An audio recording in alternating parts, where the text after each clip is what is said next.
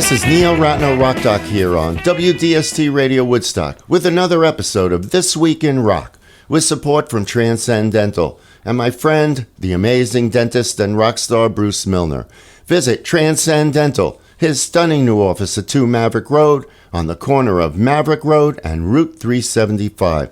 On July 27th, 1981, Stevie Nicks released Bella Donna, her debut solo album. Stevie had amassed a large backlog of songs that she had been unable to record with Fleetwood Mac because of the constraint of having to accommodate 3 songwriters on each album. So Nicks decided to do a solo album and began recording demos in between sessions for Fleetwood Mac's 3rd album, Tusk. The next step was to find a producer, and as Stevie relates, when she spoke to label head Doug Morris, she was very clear on how she wanted her album to sound. So then I said, who produces Tom Petty?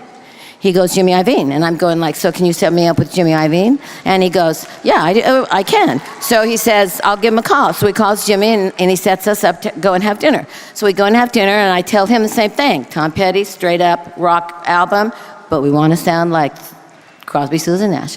And he goes like, okay, I can do it. I haven't done a girl album in a while. So we go, okay, good.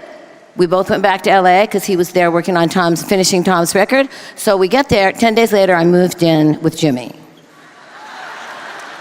It's just how it was. So I moved in with Jimmy. I learned to make tiny pizzas, and waited for him to finish the album, Tom's album. Meanwhile, me and Laurie and Sharon are practicing all our 3-part harmonies, which Jimmy and nobody else really wanted to hear. So we were going to be damned if we weren't going to be on that album being Crosby, Stills, and Nash. So we got so good during that next 6 weeks that when he was done and we started Belladonna, we were ready. So we walked in and we made an album in 3 months, which is unheard of, especially in those days. We were focused, we were together, we were organized, and we made a great album. Belladonna would mark the beginning of Nick's trend of calling upon our musician friends. Along with friends Tom Petty and Don Henley, Nicks brought in session musician Waddy Wachtel, Bruce Springsteen's E Street Band pianist Roy Bittan, Donald Duck Dunn of Booker T and the MGs, and Bill Payne from Little Feat. Stevie wrote the song Leather and Lace after Waylon Jennings called and asked her to write a song called Leather and Lace, a duet that he would sing with his wife Jessie Coulter.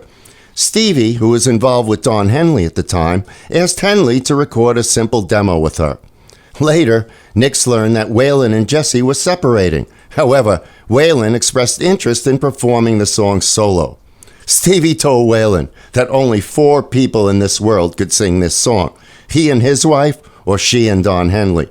According to Stevie, it became one of the most special love songs that I would ever write, and remains that even today after all these years. Okay, let's listen. From Belladonna, Stevie Nicks with Don Henley and Leather and Lace.